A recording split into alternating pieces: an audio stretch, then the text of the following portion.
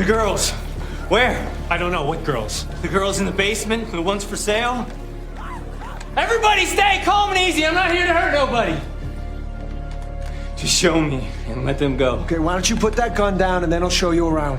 Ain't your business, buddy. Yes, it is. I'm a police officer, okay? Good. You can help me self-investigate. All right, first, I need you to put that gun down. Maybe. How do I know you ain't in it?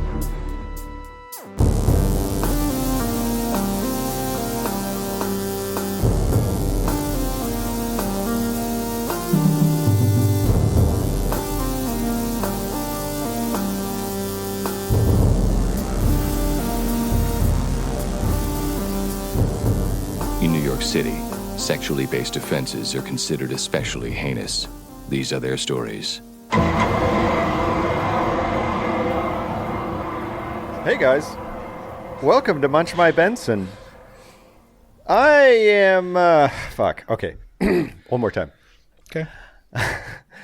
Hi guys, welcome to Munch My Benson. My name's Adam. I am in a shitty apartment in the northwest corner of Beaumont. Joining me on the line is Josh. How's it going out there, Josh? Well, I thought by definition you were actually in the lap of luxury, are you not? Well, sorta. This place would be fine, I guess. It would be survivable, but it has the shittiest mattress I've ever experienced. Like, you try to lay on this thing and it's just kind of like cascading towards the center. It's fucking terrible. Plus, my wife has to wake up at like 5:30 in the morning. And of course, since we have the child, that means I also have to wake up. So I haven't gotten a good night's rest in a while. And it's beginning to wear on me. That's fun. Yeah. But I did have actually some cool experiences the last couple of days. Instead of just sitting here in this luxury apartment complex and walking back and forth to the dumpster, yesterday I took the boys up to the Big Thicket, which is it's a national wilderness preserve that encompasses kind of parts of what used to be this giant subtropical rainforest across southeast Texas. And so there's areas that have like predatory plants, and this one is kind of more just like a nature walk near a cypress swamp. But it was great. It was really, really gorgeous. It was really nice to get out of Beaumont, which is a very ugly, boring city, and go see something pretty cool. So we did that. And then today Megan got off early, and so we went down to this other park, this like big city park in Beaumont that has like it's like a water reclamation project, but it is turned into a wetland.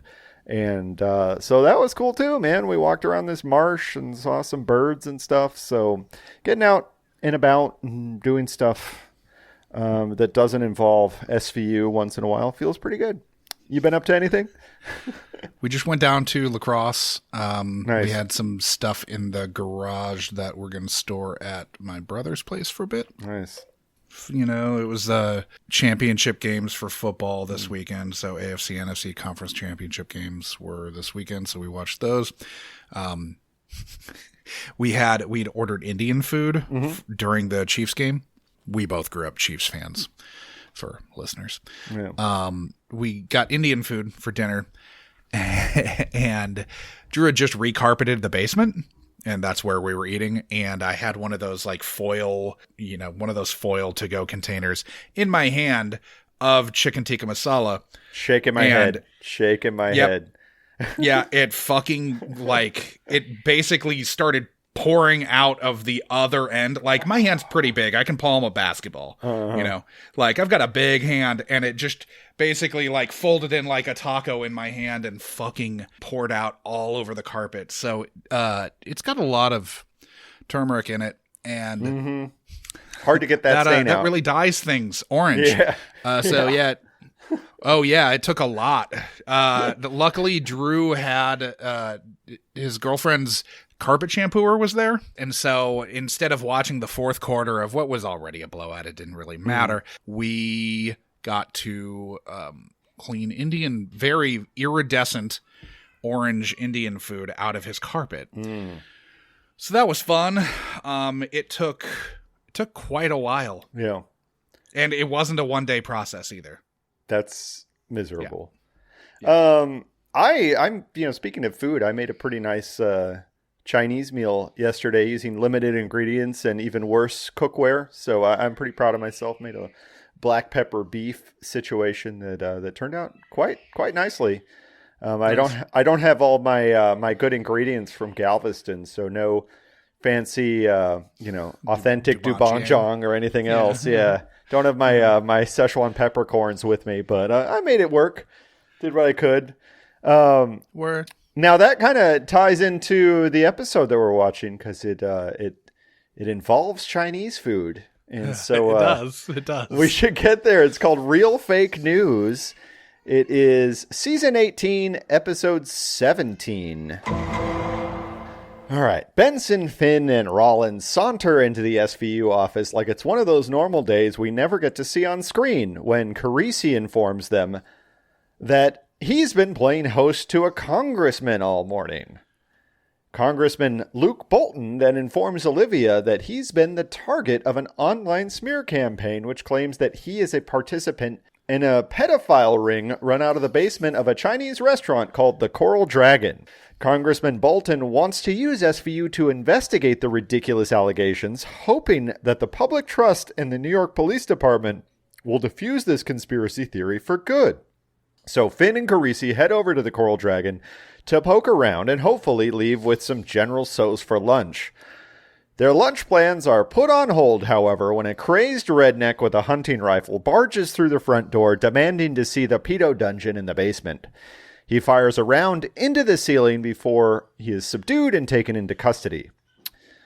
Ironically, the Coral Dragon is a rare New York City eatery without a basement, but that fact and the SVU investigation are not putting the crazies at ease.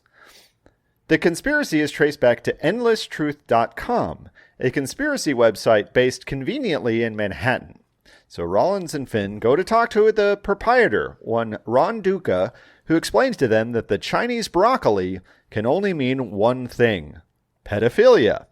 In an effort to appease Duca, they agree to track down the one seemingly solid piece of information he's uncovered, that the owner of a restaurant supply company, named Ron Fleming, had worked with the Coral Dragon in the past and is a convicted sex offender.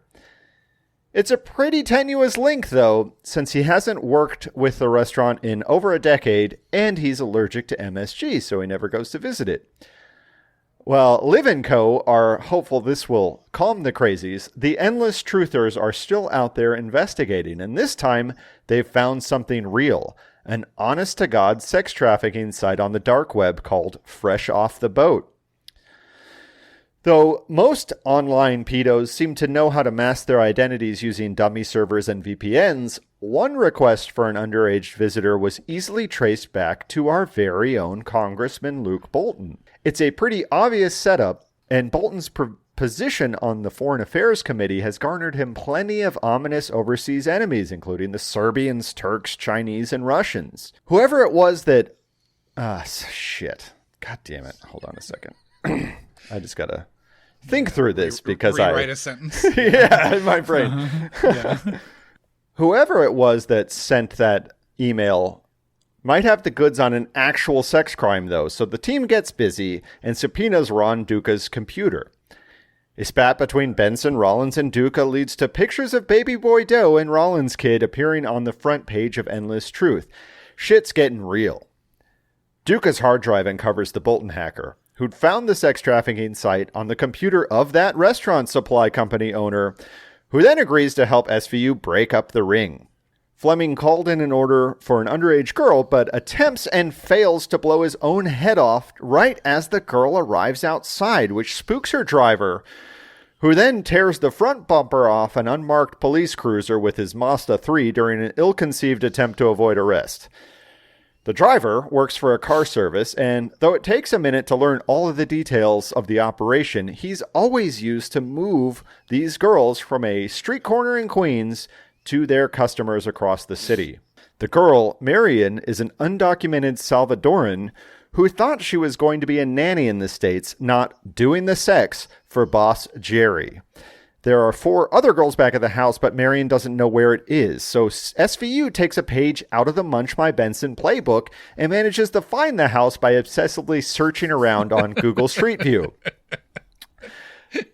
Though the endless truth eventually backs off Benson and Rollins after Olivia threatens Duca with a conviction for dissemination of child pornography, the conspiracy freaks are still out for Congressman Bolton, who takes 2 in the chest during lunch with his teenage daughter at the Coral Dragon, which leads us to a Q predicted this Dick Wolf and an 8chan message board Dick Wolf. And, let's say I didn't take very many notes with this episode, but I did a lot of research with it. So I can start wherever. I guess you have any just general thoughts before we jump into No, I mean, the we nuts really and have bolts? to unpack the rip from the headlines, I presume. It's a pretty big rip from the headlines that, honestly, you and I both have more, real life personal knowledge than in most, I would say. yeah. Because we both had to serve the fucking shithead that this episode's about. yeah. So, Pizzagate, for those who don't know what it is, was, it really still is. It's still fucking part of the world, roiling around in the goddamn bowels of the internet. Hey, Josh, I don't know if you heard, but a couple weeks ago, some crazies stormed the United States Capitol. Yep. Yep. Okay, so the seed from which it would appear QAnon has sprouted, Pizzagate, is a resoundingly debunked conspiracy theory that sprung up in 2016, right in time for the presidential election. The conspiracy purported that contained within coded messages in the hacked emails of John Podesta, Hillary Clinton's campaign manager, and the email seized from Anthony Weiner's computer in the case we covered back in October Surprise, which was Munch My Benson episode 38. That is the weirdest wonk boner I've ever heard of. These emails show that the Democratic Party was operating a child sex trafficking ring out of the basement of Comet Ping Pong. Well, a variety of pizza establishments. Well, but this was one. Yeah, it was a variety because they're always talking about pizza in their emails, apparently. But one of the key pizza joints was Comet Ping Pong, a DC pizza joint. The alt-right conservative journalists, some foreign agents, and others who had been going after Hillary for any nonsense they could slap on her, used 4chan, 8chan, and Twitter to spread the conspiracy theory in an effort to, turn the tide of the election. In December of 2016, Dundering North Carolinian dupe Edgar Madison Welch, having been inspired by Alex Jones at InfoWars, lumbered into Comet Ping Pong with an AR-15, shot off 3 rounds, and demanded that they show him to the children locked in the basement. The catch? There was no basement. No basement equaled no sex ring. His, quote, self-investigation yielded no found children, utter confusion at not having been a child sex slave freeing hero, and a 4-year prison sentence. Yeah. The rabid alt-right dipshits didn't stop there, though. They started harassing the businesses around Comet Ping Pong, namely Besta Pizza, Little Red Fox Cafe, a French bistro named Terrasol, and a bookstore called Politics and Prose. Along with those businesses, they also targeted Roberta's in Brooklyn and Eastside Pies in Austin. 3 years later, arsonists tried to burn down Comet, but they put out the fire in time to limit the damage to be superficial. The weirdest thing, other than finding out that Eastside Pies was targeted in this, was that Andrew Bogut was a Pizzagate promoter. Yep, big time. Yeah, you didn't realize that? No. Yeah. I think about fucking Andrew Bogut. One of many, many, many reasons to despise the Golden State Warriors. But I don't need to get on that tangent yet. But fuck Andrew Bogut. Worst Australian NBA player of all time. Fuck that guy. Yeah. Now, Adam and I have known multiple people who worked at Eastside Pies in Austin. Multiple people. That's not where I was going with this. I was saying that we have. I know. Yeah. Yes, that also. But we've known multiple people who Yes. worked at Eastside Pies in Austin. Yeah. They absolutely have not been trafficking. It's funny if you went there. Sex slaves. This is not where you would traffic child sex slaves through. No. The irony, of course, with Pizzagate is, there has been an elite child sex ring going on across the United States over this time. It has nothing to do with pizza restaurants. Has everything to do with, Jeffrey Epstein and Ghislaine Maxwell. And, the Lolita Express to Little St. James. For sure. And there's a certain president who they decided to champion who actually has been on the Lolita Express. Big time. Yeah. Fucking dopes. Yeah. Fucking assholes. Well, so at the heart of all of sort of the weaponization of conspiracy theories in the United States is one guy. And he's one guy who's been a part of Austin for a very long time. I went to high school in Austin, and I remember in high school, you turn on the cable access news, and there was a few fun things on cable access news in Austin. There was this sit and be fit lady who was really old and would do workouts in a chair. There was also the Zendik Farm, which was a cult of, these people were seriously out on the Manson train, but they would like play psychedelic music half naked and like do chants and shit and then pass out paraphernalia on the drag. But there was also a guy named Alex Jones who would say the craziest shit you can possibly imagine on TV. Well, Jones obviously became very famous, and well, there's a great Frontline that came out this year. It came out in at end of July. I watched it last night. It's called The United States of Conspiracy. I recommend it if you want a primer on Jones's antics. Well, Jones is not himself a true believer, I don't believe. No. And he's clearly like just in it for the ad money. He's actually been diagnosed with narcissistic personality disorder, and he really does not give a shit about anything but his own, aggrandizement, basically. Like, he's making money and he's famous, and so that's fine. Well, he's managed to be so good at making money and being famous that he's kind of destabilized the entire United States political system in one way or another. The Trump campaign via Roger Stone sought Jones out prior to the 2016 election. He was an advisor to Trump early on in the administration. Exactly. And clearly, even if he himself has not been responsible for everything, his brand of kind of weaponized lunacy has made it all the way to, the inner sanctum of Congress. And it's pretty dark shit. And so there is a happy ending to this, hopefully. So just this week, a filing this week being the last week of January. Yes, I'm sorry. Yes, the last week of January.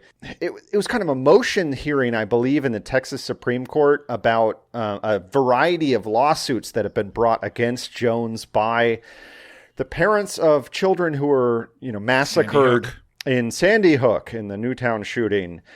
Jones really, really went over the top in basically defaming these poor people after they had lost their children in a horrible tragedy.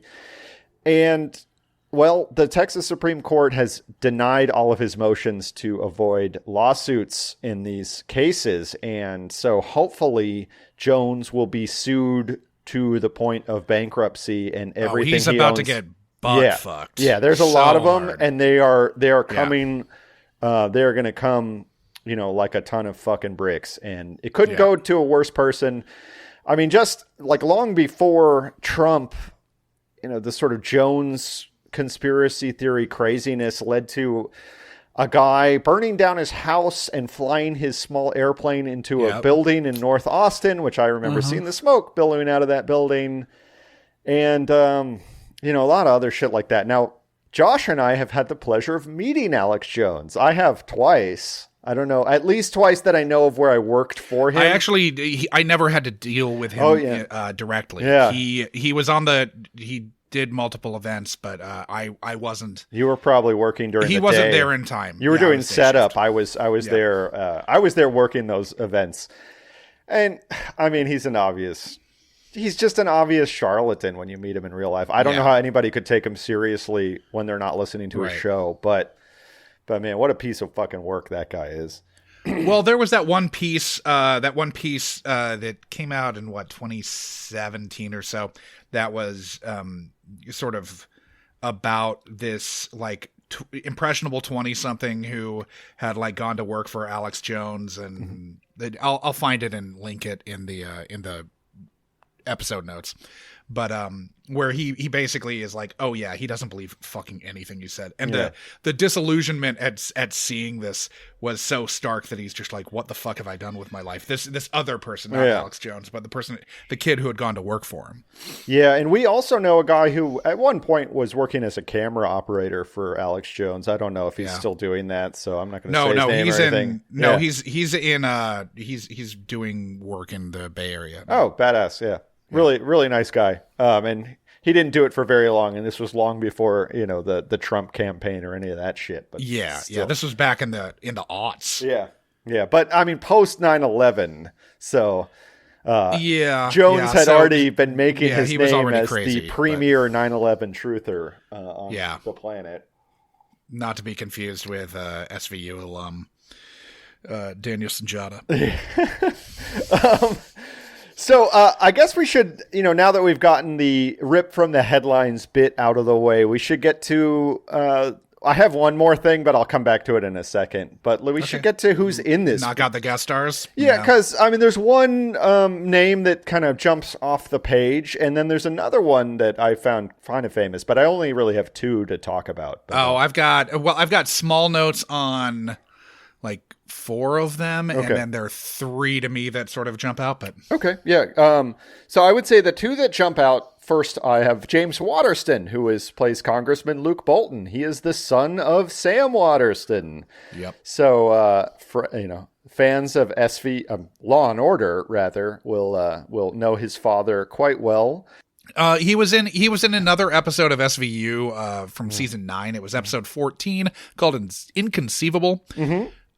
It was one where there's like an IVF thief. Weird. With Gabrielle Anwar, Janine Turner, and Richard Mazer. Yeah. He also appeared in a single episode of TOS and CI. Yeah. And he had recurring roles on the Dark Stars Dancer Fuckfest, Flesh and Bone. Yeah. And Red Oaks. Well, he was also in Dead Poets Society. That's probably but I couldn't remember how prominent his role was, so I sort of like left it off. Yeah, I mean that's what he's known for, I'm looking at IMDb, but that IMDb known for is like the most random ass algorithm you could possibly. I know it. Now the one that I recognized was the owner of the Chinese restaurant, Steve Parks. Oh, yes. He plays Francis McDormand's Eden Prairie living friend from high school in Fargo. Yeah, Mike Yanagita. Yeah, exactly. Yeah. That's how I know him. That awkward date is so fucking brilliant. Yeah, it's such a weird departure in the middle of the episode, but it's so fucking funny. Exactly. She's super pregnant, and he's like is sort of hoping, I think, that he still has a shot at her. Yeah, and he was also he was in Living Color, mm-hmm. and he married fellow In Living Color alum Kelly Caulfield. Okay, he had parts in Do the Right Thing, Kindergarten Cop, Cuffs, Falling Down, A Serious Man, the Stephen Conrad directorial debut, The Promotion, and Snowpiercer. Yeah. He's also in 7 episodes of the Cinemax series based on a Bruce Lee idea, Warrior, which was produced by Shannon Lee, Justin Lin, and Jonathan Tropper. Yeah, and so that's really all I got for... I mean, there's a few others. There's Patch Dara. He's recognizable. Yeah. He plays the Alex Jones guy, Duca. Right. And he was in an episode apiece of TOS and CI. Mm-hmm. He played Walt's lawyer in the last 2 seasons of Longmire. Mm-hmm. I know there are at least some listeners who watched all of Longmire. He was in 3 episodes of Boardwalk Empire as Robert Bennett III. He was main cast in the Netflix teen dramedy / 90s nostalgia bomb Everything Sucks. Oh, he was in 25 episodes of The Path as Russell Armstrong, and he was the second build actor in the Camgirl horror joint Cam. Now the rest, I've got 4 more notes. Okay. So Bronwyn Reed is playing Lucy Houston. This is her last appearance on SVU as Baby Doe's nanny, but the first time we've seen her. We've got Kevin Carolyn, who is playing Ronald Fleming, who was the restaurant supplies guy who tries to kill himself. This is his 3rd time on SVU, previously appearing in season 3, episode 5, Tangled, and in Zebras, where Stucky kills maybe my favorite character in the history of the series. I don't want to spoil it too much because we haven't covered that episode yet. We've probably alluded to it here or there, but I don't want to kill it for anybody. And then he was a boardwalk barker in 3 episodes of Boardwalk Empire and the bartender in the episode of Curb Your Enthusiasm where The Producers opens. Nice. He also appeared a couple years back as Tom Clancy at the dinner party in Can You Ever Forgive Me? Nice. Who else you got? Brian McCarthy, who's playing Malcolm Barnstable. What a name. He appeared. Yeah, I know. And the way she says it, like I assume it would just be Barnstable, but she says Barnstable, and I was like, I guess he's like a constable of a barn. And so he appeared as the grand juror when Liv is called in front of the grand jury after William Lewis's death in Postmortem Blues, and he had a recurring part in The Deuce. And lastly, Rosalind Ruff played the computer crimes tech. She had recurring parts in Lincoln Rhyme, The Hunt for the Bone Collector, Godfather of Harlem, Madam Secretary, and Divorce. Yeah, I thought she was pretty good.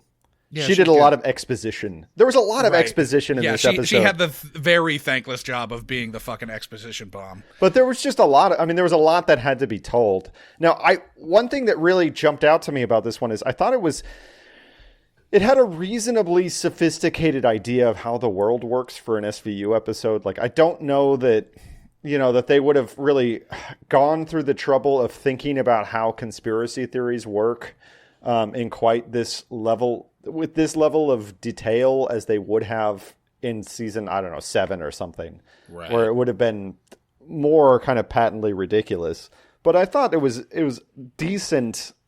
I think there's the primary problem that I have is that they're doing too much combination of InfoWars and like 4chan, 8chan, and Twitter. Sure, yeah. And like so much of what's going on is really spread on 4chan, 8chan, and Twitter, and not really on InfoWars.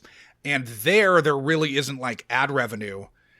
So this like singular proprietor model, like complete with profit from ad revenue, seems to kind of fundamentally miss the mark on what's going on with QAnon. Because like Alex Jones is obviously like centrally responsible for specifically the guy going into the restaurant with a gun. Sure.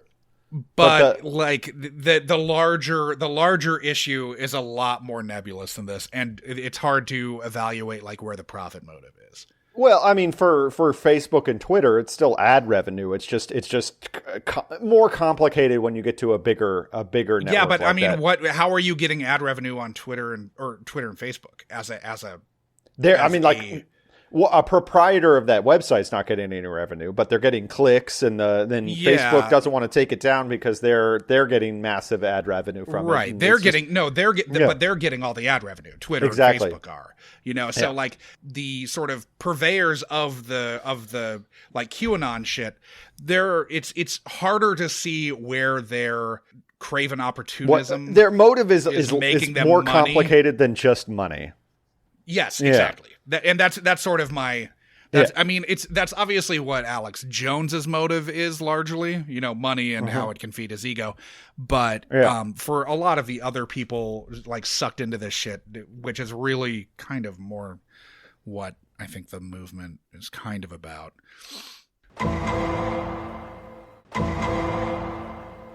As for the episode, Yeah, so why don't we just dive into the notes, huh?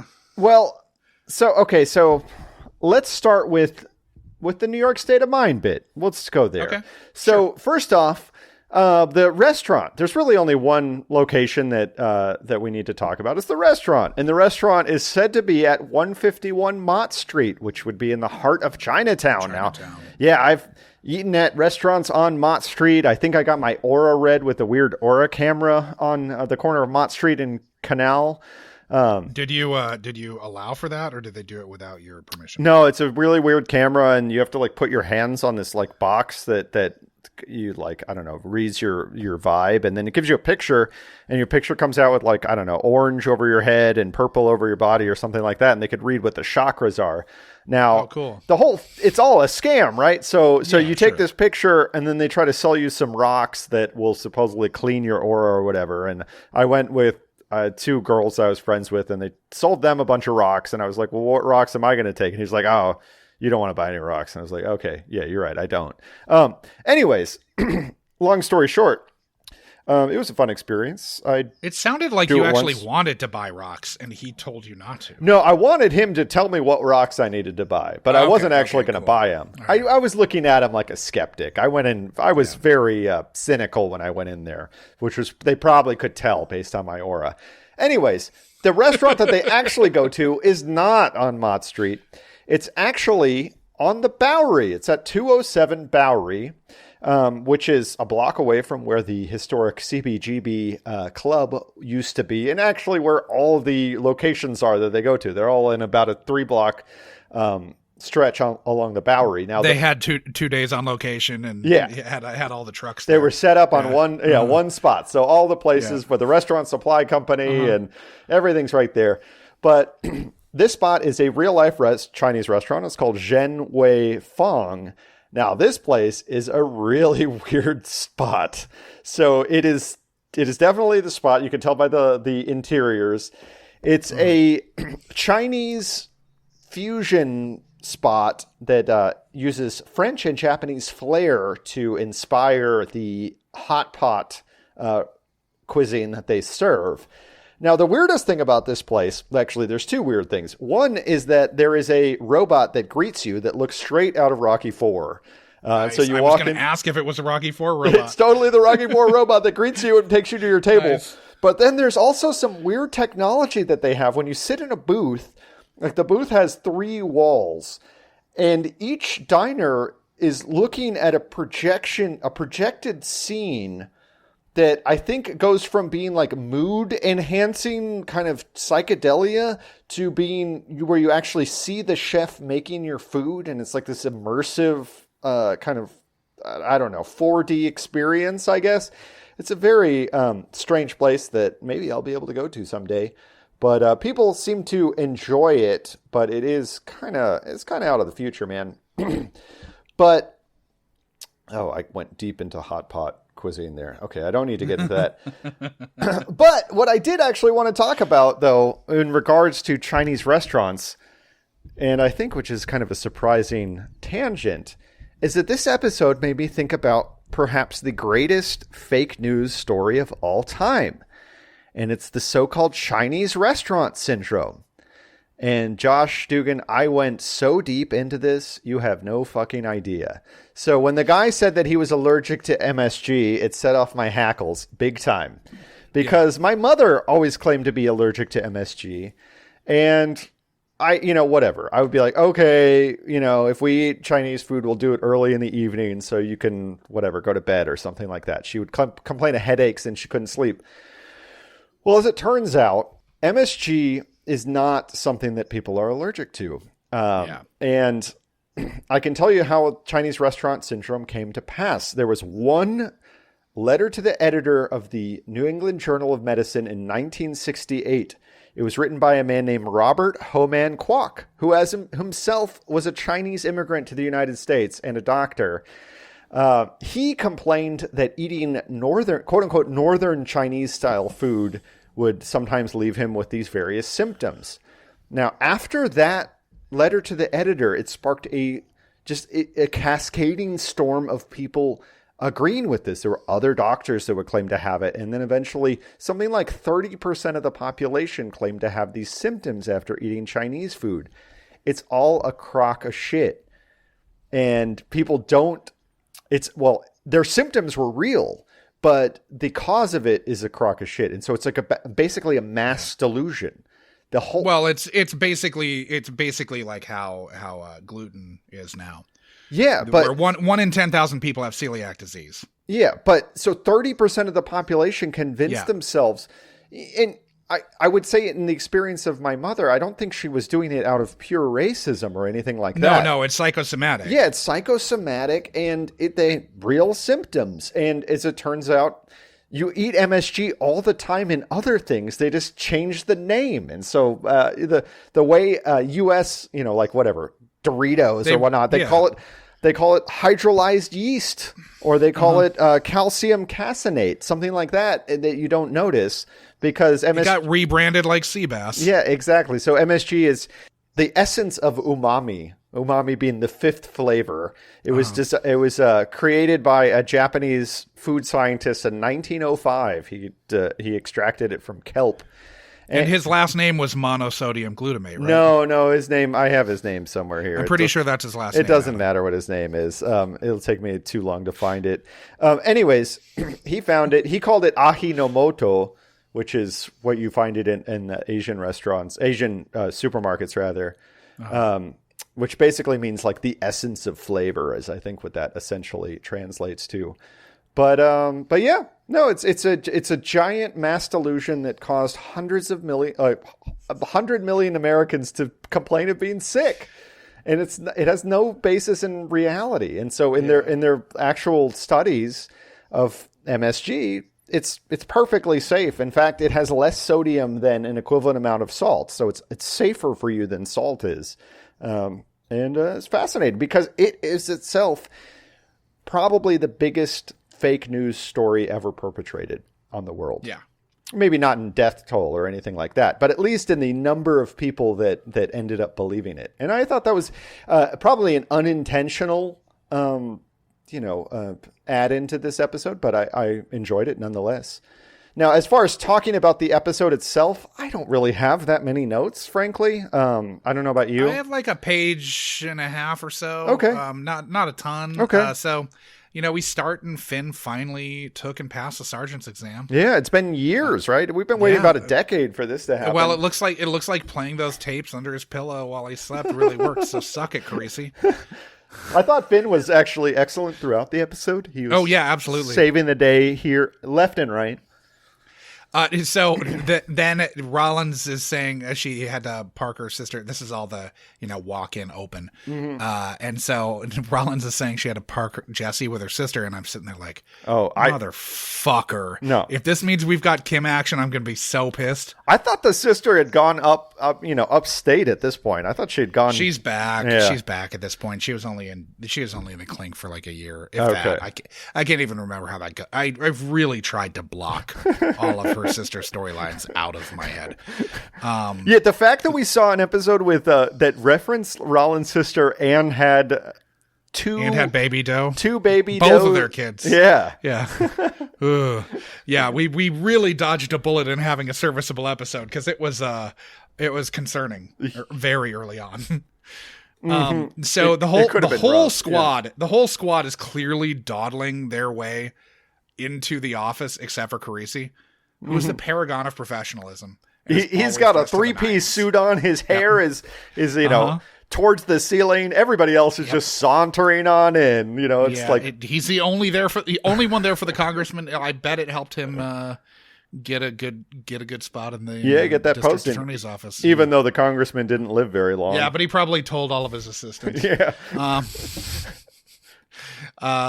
So I love like the next scene when Carisi and Finn are when they're walking to the restaurant. Yeah, they're walking into the restaurant and I guess we can pick up some General Tso's chicken while we're here at least. Yeah, Rollins wants some sesame noodles. Maybe tomorrow we can investigate Italian.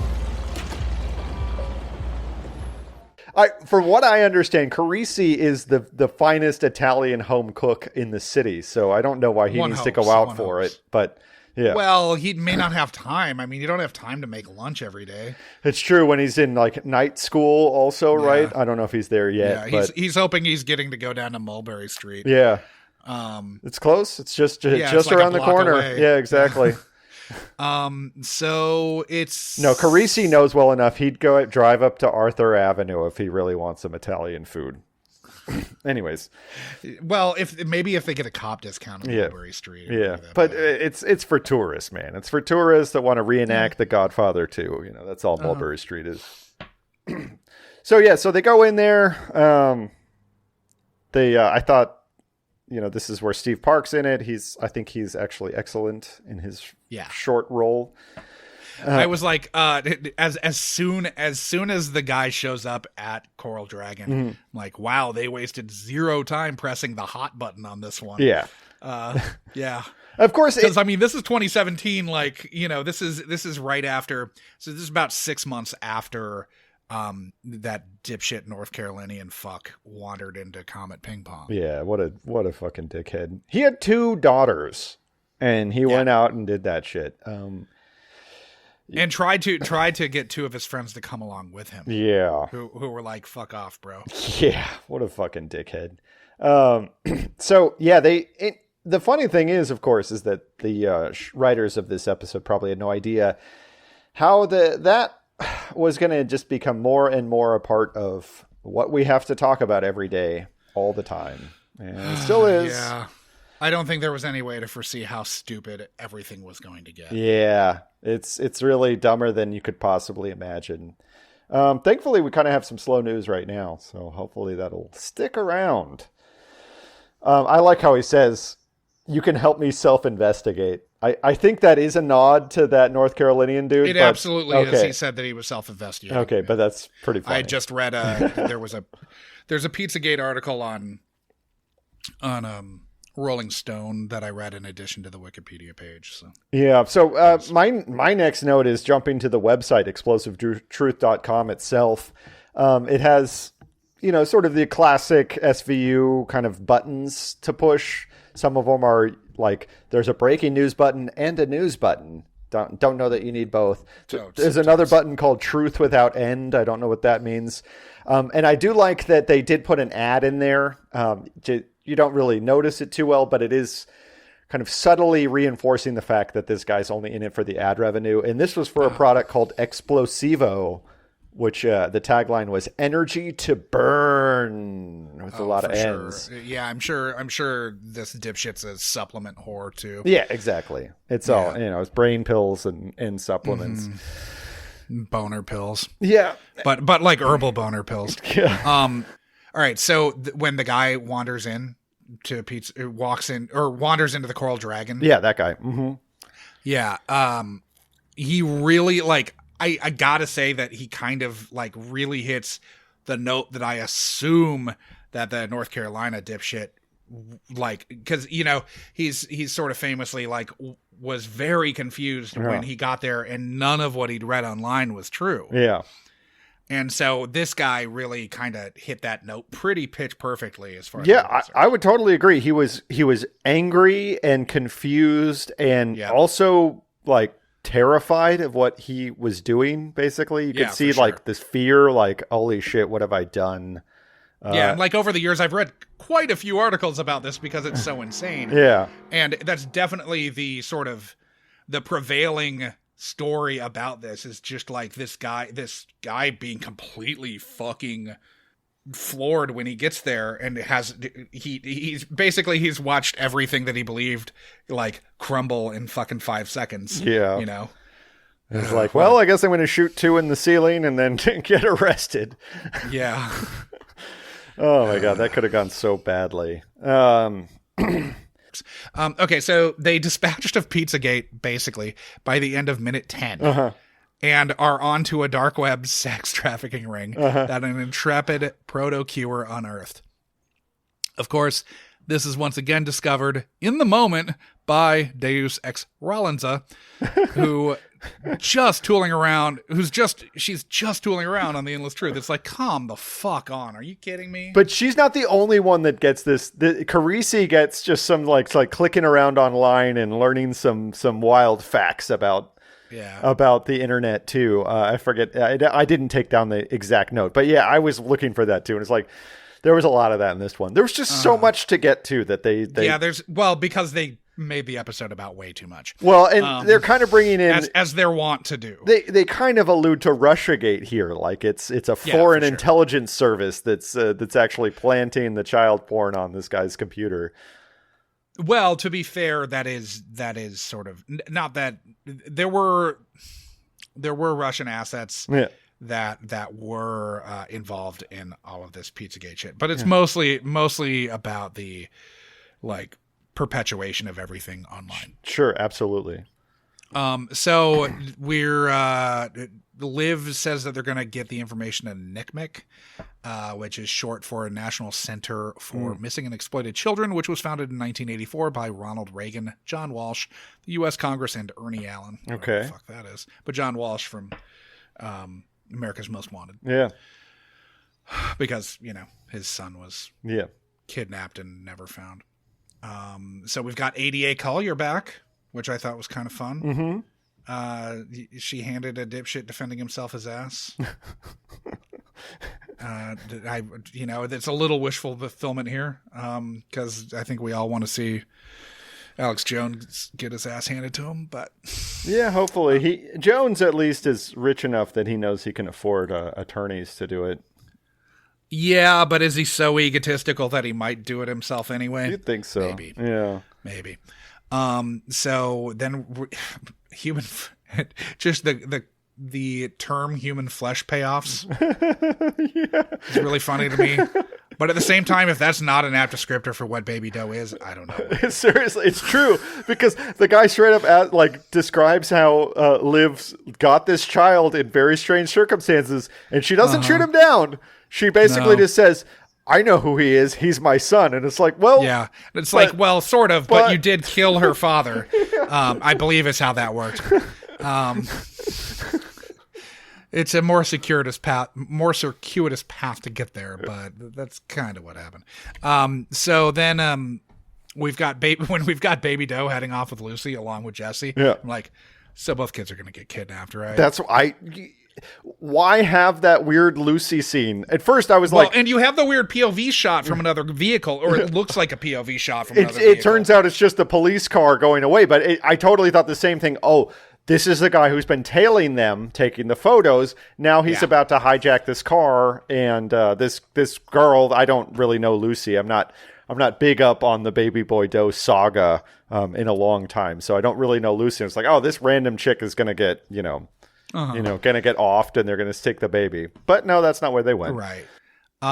So when we get to that shot of Benson, that when they're in interrogation and dipshit Alex Jones is there, Ron Duca, and it starts on Benson with her like hands sort of like on the chicken wire in interrogation. I thought that shot was hilarious. Well, and also, at this point, this is when he's accusing Baby Boy Doe of basically being trafficked, and Finn comes in to take Benson out of the room. And she's like, I was just getting started. She wasn't saying anything. She was not responding to him, and she wasn't getting pissed. She wasn't throwing chairs around or anything like that. I don't know. I think she could have taken it to a slightly higher pitch. Yeah, I wanted to see her straight up just punch him in the throat. Yeah, right. I mean, I know she's the lieutenant, but that's why you get the sergeant to look out for you. That's what they're doing. That's why they're there. Sure. So the little exchange between Benson and Finn, the arrest the son of a bitch who runs that thing. Yeah. Finn's like, for what? And Benson's like, breathing. Once again, we have Finn trying to be the voice of reason, but if anyone threatens to breathe on Baby Doe, all rational thought goes out the window, along with any rights enumerated by the Constitution. Sure. And, there's no such thing as a jurisdiction once Baby Boy Doe is mentioned. Nope. Yeah, nope. We're sending cops to New Hampshire. Whatever. Yeah. I don't know if there's anything more tedious for me on this show than when Benson goes all mama bear over Baby Doe. Well, We haven't gotten to the Rollins sister episodes. That's true. They're all distant memories for me, thankfully. Yeah. So we've got ourselves a hacker. And my first thought before seeing him was, is it Zero Cool from Hackers? And then we find out that he was paid by some unknown person on the dark web, which I think we all assume is Ron Duco, right? I mean, that's what I would assume, right? Yeah. But it is never laid out. But again, all these people, this guy in particular, he's going to go to jail for a while, I would assume, this hacker kid, but we don't know anything what happens to him. And he's dropped almost immediately because now we find out about the actual sex ring. Uh-huh. And this one... It took a long time to get there, too. I was kind of surprised at how long it took to get to this spot, given their proclivity for just burning through plot. This has a pretty gross website. In classic SVU second unit fashion, there's 3 girls that I think they all got a credit, but they barely had any part in it. They are the 3 of the Central American girls that are found at the very end of the episode. And they're all sort of sitting there in kind of very normal outfits with not really smiles on their faces, with pretty gross things written over their pictures, like fresh. And wasn't all the text in like Comic Sans also? There's different some fonts, fucked up font, yeah, they're fucked up like kitty fonts. One says "Fresh off the boat, pop my New York cherry." That's probably the grossest one. Another one says "Sweet as candy, I can't wait to meet you." And the last one says "New in town, looking for my first date." And really, honestly, the pictures going with those slogans is one of the funniest things I've ever seen, because they don't look happy to be there. Because why would they? No, because they're supposed to be nannying. Yeah, they're supposed to be Lucy. They are, and they're not. They're not. No. So, what were you doing tonight? Working for Jerry, And who is Jerry? the boss. He make us do the sex. He make us do the sex. I feel like they could have had her speaking like slightly less. Oh no! Ridiculous I actually English. loved this. I really loved this. And who is Jerry? Yeah. The boss. He make us do the sex. Like, I don't want to laugh at someone speaking broken English, but I love how that's phrased. Also, is Jerry a subtle dig at Seinfeld for his proclivities for younger women? Yeah. And so I assume it is. This is my whole thing. So, to me, Jerry's business seems like a pretty low margin affair, right? We don't know what he's charging for these girls. Yeah. But I don't know. They're not so young that I would assume it would get a massive premium over, a regular escort service, right? So you'd think that at a certain point you're getting a premium for offering such a, illicit activity, but they're at least older teenagers, right? If not young, young women. Yeah. It's hard to say. But every time they go out to service a customer, it's $50 for the car service. That's for the fare to and from, plus the house that they're all staying in, and that's got to cost a fair amount of money, plus all the fudgies they're allowed to buy. So, well, that's if they do really well, though. What's that? That's if they do really well, though. What, the fudgies? Oh, that's right. Yeah, they're only getting the fudgies for a good week. But still, man, he must either be charging a hell of a lot for these girls, or it's just not.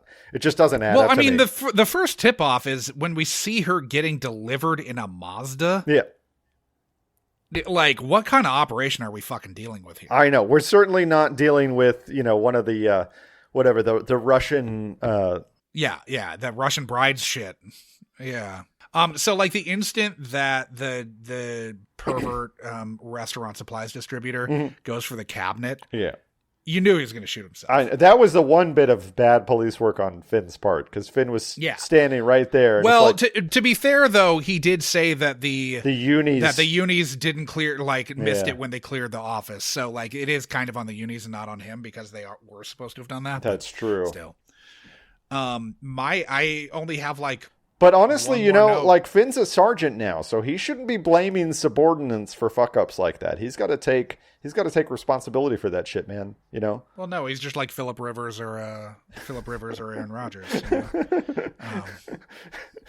If someone else fucks up, they're gonna hear about it. My last note is about Jerry again.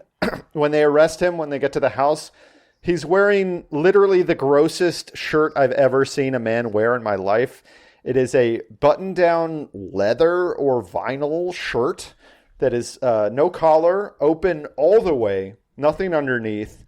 Just an absolute trash human being is the only person who could be wearing something like that, just like sitting around in their living room. Like, Yeah, it's for sure. disgusting. Track pants and a leather shirt. I've never seen anything grosser than that. And also, how does he not like? Okay, so they pound on the door, say police. Yeah. Then wait for like a long beat, and then pound on the door with a battering ram. Why is he still sitting And there? he's still in the chair. What the fuck? What the fuck is wrong with him? That's such nonsense. So it sort of ends on the, is this ever going to stop? Mm-hmm. And I kind of was like, Answer is no. question. Yeah. Good question. This aired in May of 2017, roughly 6 months after that shit, and we're still fucking dealing with it. Oh yeah, big time. And it's a long way from it ever going away. Yeah. Maybe not. Maybe it's gone. We are in the dumbest timeline.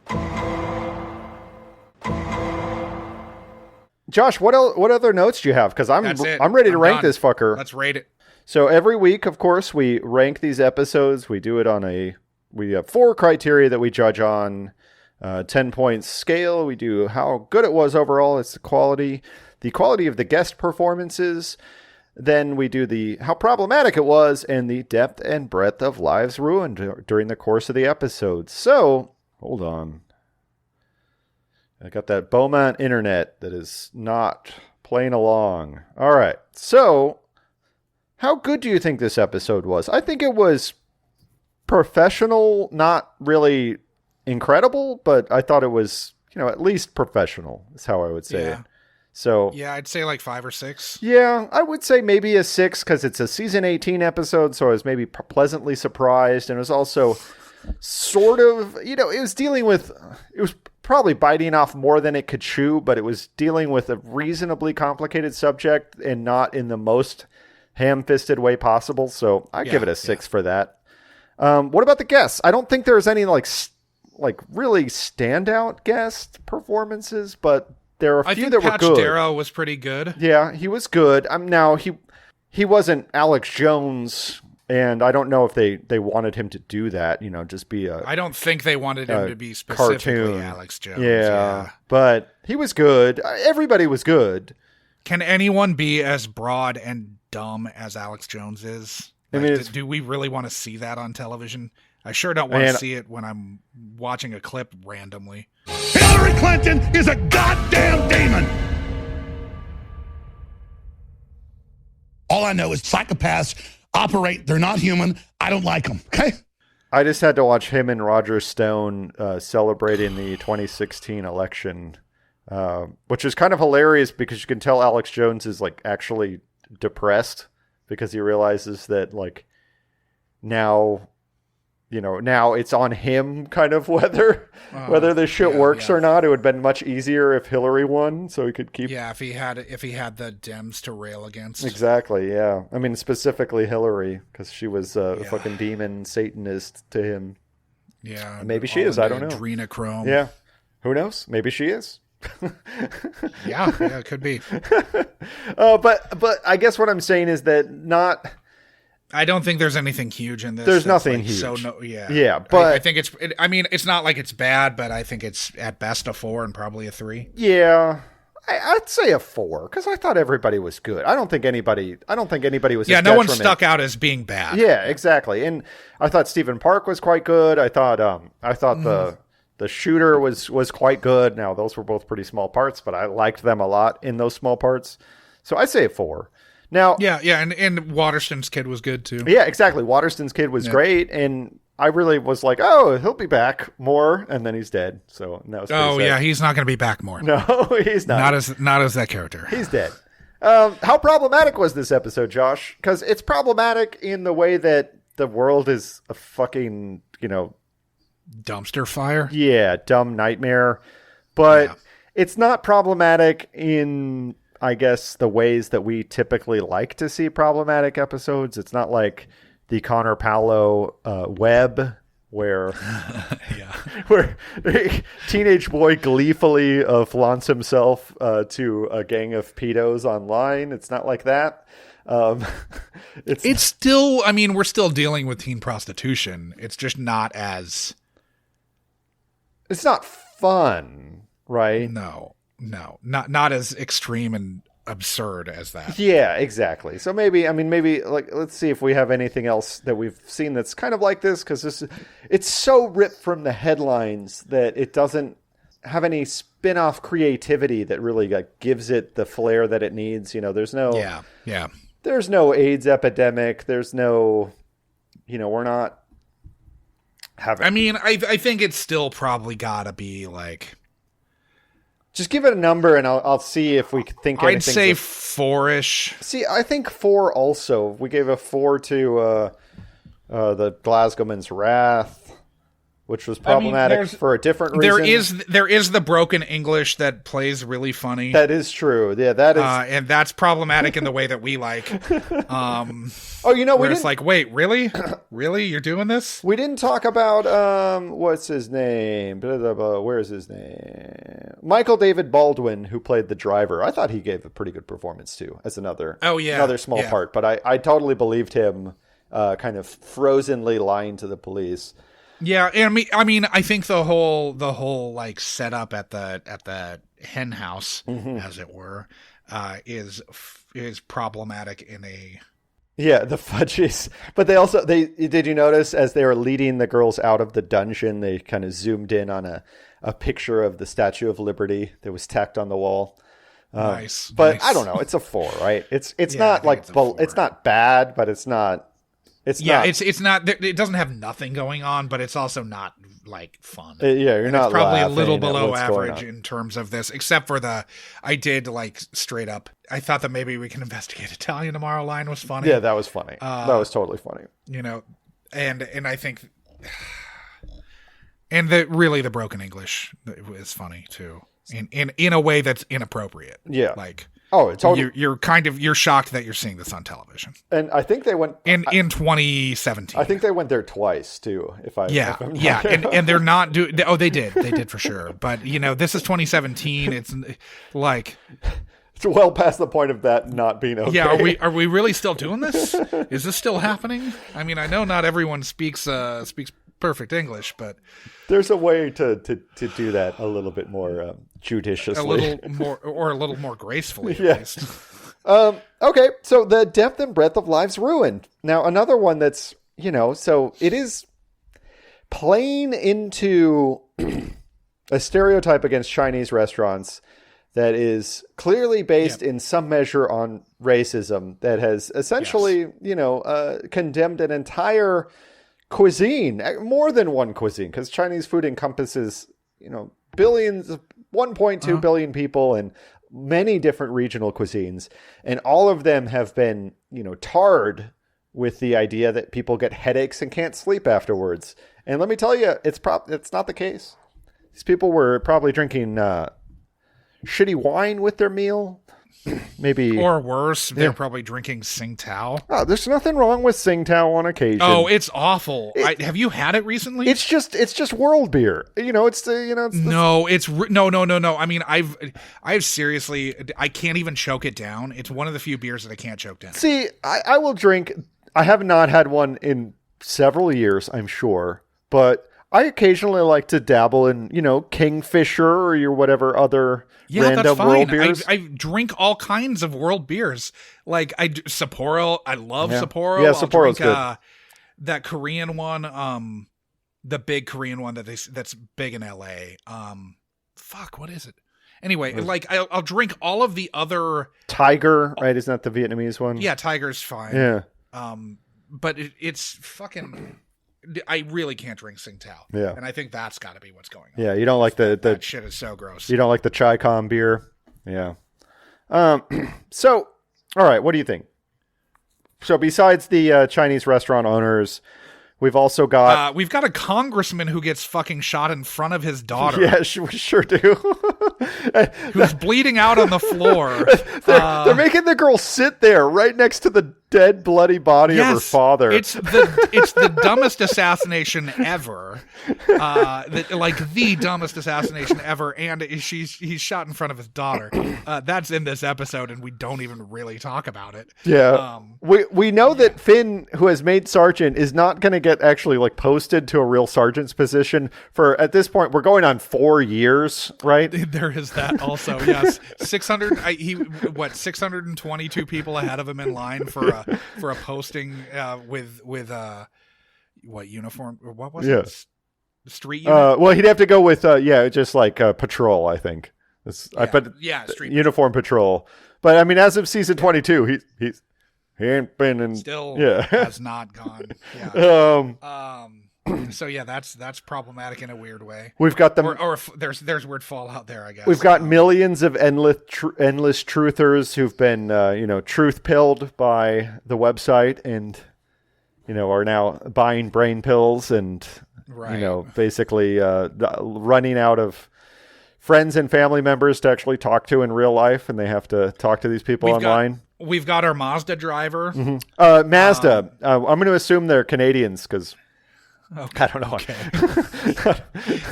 Okay. We've got all 4 of the girls are going to get treated and then sent back to their fucking home country that they were trying to leave. Yeah. Okay. So the Mazda driver, though, he was knowingly a part of this scam. He didn't know exactly what the scam was, but he knew he was getting paid a lot more than he was owed for those trips. Are we worried about the fact that he was out that fare?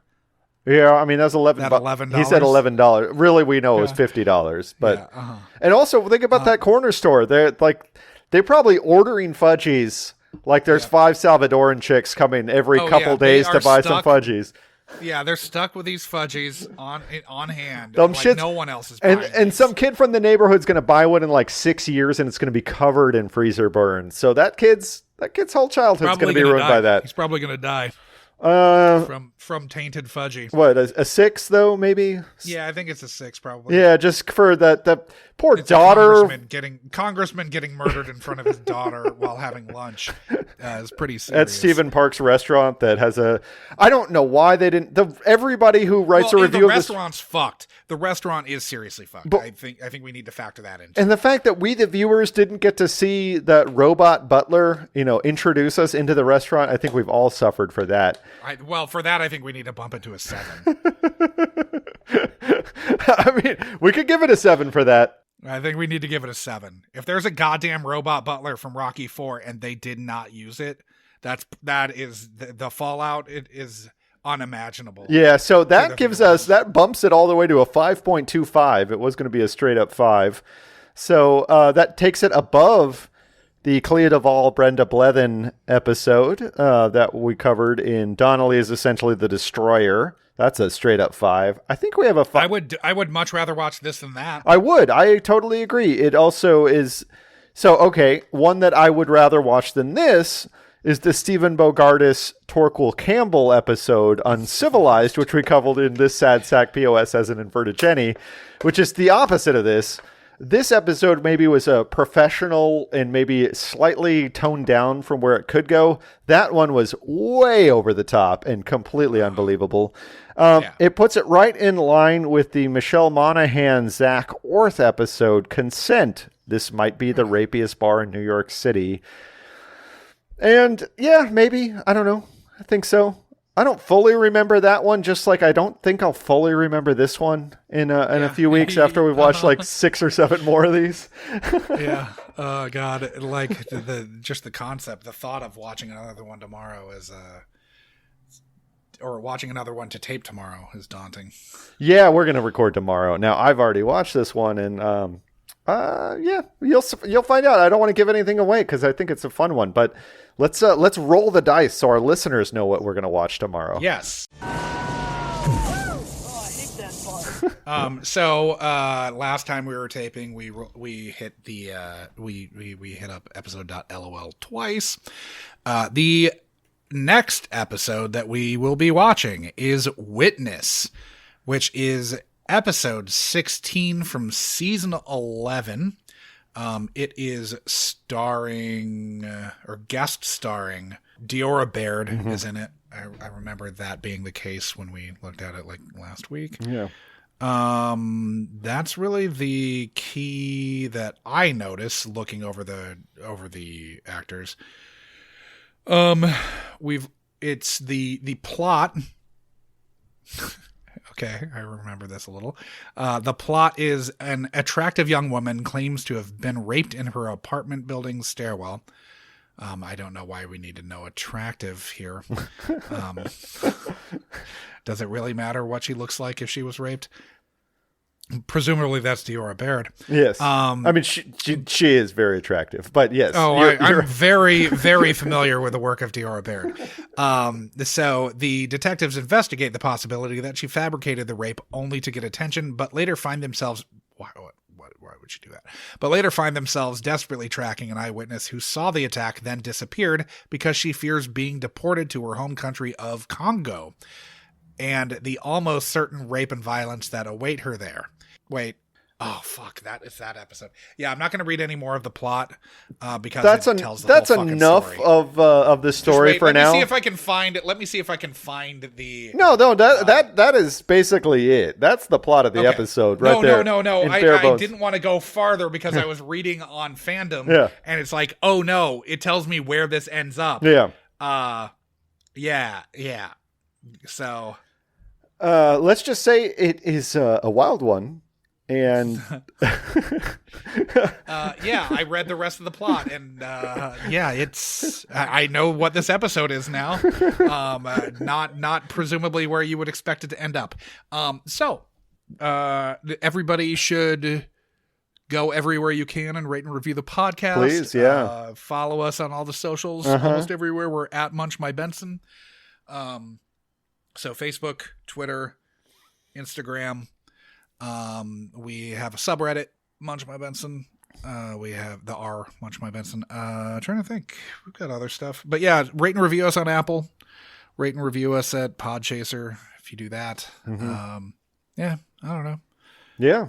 And keep on munching out there, guys. Stop listening to fake news, all right?